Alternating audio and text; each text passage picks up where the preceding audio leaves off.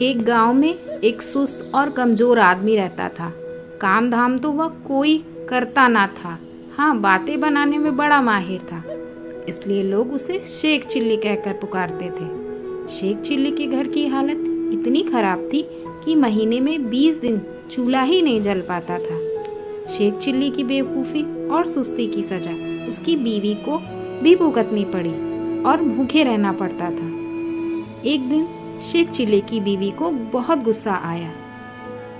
वह बहुत बिगड़ी और कहा, अब मैं तुम्हारी कोई भी बात नहीं सुनना चाहती। चाहे जो कुछ करो, लेकिन मुझे तो पैसा चाहिए। जब तक तुम कोई कमाई करके नहीं लाओगे, मैं घर में नहीं घुसने दूंगी। यह कहकर बीवी ने शेख चिल्ली को नौकरी की खोज में जाने पर मजबूर कर दिया। साथ में रास्ते के लिए 4 रूखी सूखी रोटियां भी बांध दी। साग सालन कोई था ही नहीं, देती कहाँ से। इस प्रकार शेख चिल्ली को न चाहते हुए भी नौकरी की खोज में निकलना पड़ा। शेख चिल्ली सबसे पहले अपने गांव के साहूकार के यहाँ गया। सोचा कि शायद साहूकार कोई छोटी मोटी नौकरी दे दे, लेकिन निराश होना पड़ा। साहूकार के कारिंदों ने ड्योढ़ी पर से ही डांट डपट कर भगा दिया। अब शेख चिल्ली के सामने कोई रास्ता नहीं था। फिर भी एक गांव से दूसरे गांव तक दिन भर भटकते रहे। घर लौट नहीं सकते थे, क्योंकि बीवी ने सख्त हिदायत दी थी कि जब तक नौकरी ना मिल जाए घर में पैर न रखना। दिन भर चलते चलते जब शेख चिल्ली थक गया तो सोचा कि कुछ देर सुस्ता लिया जाए। भूख भी जोरों की लगी थी, इसलिए खाना खाने की बात भी उसके मन में थी। तभी कुछ दूर पर एक कुआं दिखाई दिया। शेख चिल्ली को हिम्मत बंधी और उसी की ओर बढ़ने लगा। कुएं के चबूतरे पर बैठकर शेख चिल्ली ने बीवी की दी हुई रोटियां की पोटली खोली। उसमें 4 रूखी सूखी रोटियां थीं। भूख तो इतनी जोर की लगी थी कि उन चारों से भी पूरी तरह से बुझ ना पाती। लेकिन समस्या यह भी थी कि अगर चारों रोटियां आज ही खा डाली तो कल परसों या उसे अगले दिन क्या करूंगा, क्योंकि नौकरी खोजे बिना घर में घुसना नामुमकिन था। इसी सोच विचार में शेख चिल्ली बार बार रोटियां गिनते और बार बार रख देते। समझ में नहीं आता था कि क्या किया जाए। जब शेख चिल्ली से अपने आप कोई फैसला न हो पाया तो कुएं के देव की मदद लेनी चाहिए। वह हाथ जोड़कर खड़े हो गए और बोले, हे बाबा, अब तुम ही हमें रास्ता दिखाओ।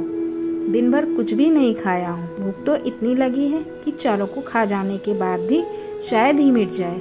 लेकिन अगर चारों को खा लेता हूँ तो आगे क्या करूँगा? मुझे अभी कई दिनों यहीं आसपास भटकना है। इसलिए हे कुआं बाबा, अब तुम ही बताओ कि मैं क्या करूं। 1 खाऊं, 2 खाऊं, 3 खाऊं या चारों खाऊं? लेकिन कुएं की ओर से कोई जवाब नहीं मिला। वह बोल तो सकता नहीं था, इसलिए कैसे जवाब देता। उस कुएं के अंदर 4 परियां रहती थीं। उन्होंने जब शेख चिल्ली की बात सुनी तो सोचा कि कोई दानव आया है जो उन्हीं चारों को खाने की बात सोच रहा है। इसलिए तय किया कि चारों को कुएं से बाहर निकालकर उस दानव की विनती करनी चाहिए ताकि वह उन्हें ना खाए। यह सोचकर चारों परियां कुएं से बाहर निकल आईं। हाथ जोड़कर वे शेख चिल्ली से बोली, हे दानवराज, आप तो बड़े बलशाली हैं। आप व्यर्थ ही हम चारों को खाने की बात सोच रहे हैं। अगर आप हमें छोड़ दें तो हम कुछ ऐसी चीजें आपको दे सकती हैं जो आपके बड़े काम आएगी। परियों को देखकर वह उनकी बातें सुनकर शेख चिल्ली हक्के बक्के रह गए। समझ में न आया कि क्या जवाब दें, लेकिन परियों ने इस चुप्पी का यह मतलब निकाला कि उसकी बात मान ली गई। इसलिए उन्होंने एक कठपुतला व एक कटोरा शेख चिल्ली को देते हुए कहा, हे दानवराज, आपने हमारी बात मान ली, इसलिए हम सब आपका बहुत बहुत उपकार मानती हैं। साथ ही अपनी यह 2 तुच्छ भेंटें आपको दे रही हैं। यह कठपुतला हर समय आपकी नौकरी बजाएगा। आप जो कुछ कहेंगे करेगा।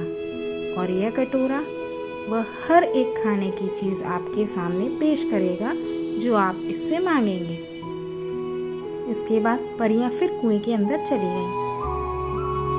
इस सबसे शेख चिल्ली की खुशी की सीमा नहीं रही। उसने सोचा कि अब घर लौट चलना चाहिए, क्योंकि बीवी जब इन दोनों चीजों के करतब देखेगी तो फूल ही ना समाएगी। लेकिन सूरज डूब चुका था और रात घेर आई थी, इसलिए शेख चिल्ली पास के गांव में चले गए और एक आदमी से रात भर के लिए अपने यहाँ ठहर लेने को कहा।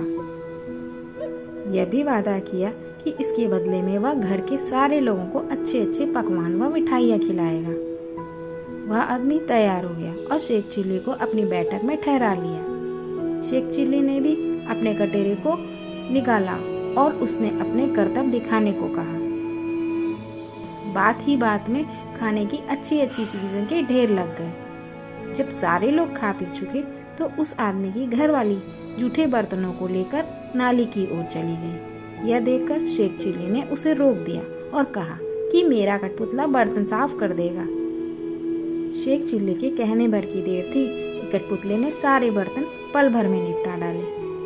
शेख चिल्ली के कठपुतले और कटोरे के यह अजीबोगरीब करतब देखकर गांव के उस आदमी और उसकी बीवी के मन में लालच आ गई। शेख चिल्ली जब सो गए तो वह दोनों चुपके से उठे और शेख चिल्ली के कटोरा व कठपुतले को चुराकर उनकी जगह एक नकली कठपुतला और नकली ही कटोरा रख दिया। शेख चिल्ली को यह बात पता न चली। सवेरे उठकर उन्होंने हाथ मुंह धोया और दोनों नकली चीजों को लेकर घर की ओर चल दिए। घर पहुंचकर उन्होंने बड़ी डींगे हाँकी और बीवी से कहा, भगवान अब तुझे कभी किसी बात के लिए छींकना नहीं पड़ेगा। न घर में खाने को किसी चीज की कमी रहेगी और न ही कोई काम हमें तुम्हें करना पड़ेगा। तुम जो चीज खाना चाहोगी मेरा यह कटोरा तुम्हें खिलाएगा और जो काम करवाना चाहोगी मेरा यह कठपुतला कर डालेगा। लेकिन शेख चिल्ली की बीवी को इन बातों पर विश्वास न हुआ। उसने कहा, तुम तो ऐसी डींगे रोज ही मारा करते हो, कुछ करके दिखाओ तो जानूं। हाँ क्यों नहीं, शेख चिल्ली ने तपाक से जवाब दिया और कटोरा व कठपुतले में अपने अपने करतब दिखाने को कहा। लेकिन वह दोनों चीजें तो नकली थी, अतः शेख चिल्ली की बात झूठी निकली। नतीजा यह हुआ कि उसकी बीवी पहले से ज्यादा नाराज हो गई। कहा, तुम मुझे इस तरह धोखा देने की कोशिश करते हो। जब से तुम घर से गए हो घर में चूल्हा नहीं जला। कहीं जाकर मन लगाकर काम करो तो कुछ तनख्वाह मिले और हम दोनों को 2 जून की रोटी नसीब हो। इन जादुई चीजों से कुछ नहीं होने वाला है। बेबस शेख चिल्ली खिसियाए हुए से घर से चल दिए। वह फिर उसी कुएं के चबूतरे पर जाकर बैठ गए। समझ में नहीं आ रहा था कि अब क्या किया जाए। जब सोचते सोचते वह हार गए और कुछ भी समझ में नहीं आया तो उनकी आंखें छलछला आईं और रोने लगा। यह देखकर कुएं की चारों परियां फिर बाहर आईं और शेख चिल्ली से उनके रोने का कारण पूछा। शेख चिल्ली ने सारी आपबीती कह सुनाई। परियों को हंसी आ गई। वे बोली, हमने तो तुमको कोई भयानक दानव समझा था और इसलिए खुश रहने के लिए वे चीजें दी थी, लेकिन तुम तो बड़े ही भोले भाले और सीधे आदमी निकले। खैर घबराने की जरूरत नहीं है, हम तुम्हारी मदद करेंगे। तुम्हारा कठपुतला और कटोरी उन्हीं लोगों ने चुराया है जहाँ तुम रात में रुके थे। इस बार तुम्हें एक रस्सी व डंडा दे रहे हैं। इनकी मदद से तुम उन दोनों को बांध व मारकर अपनी दोनों चीजें वापस ले सकते हो। इसके बाद परियां फिर कुएं में चली गईं। जादुई रस्सी डंडा लेकर शेख चिल्ली फिर उसी आदमी के यहाँ पहुंचा और कहा, इस बार मैं तुम्हें कुछ और नए करतब दिखाऊंगा। वह आदमी भी लालच का मारा था। उसने समझा कि इस बार कुछ और जादुई चीजें हाथ लगेंगी, इसलिए उन्हें खुशी खुशी शेख चिल्ली को अपने यहाँ टिका लिया। लेकिन इस बार उल्टा ही हुआ।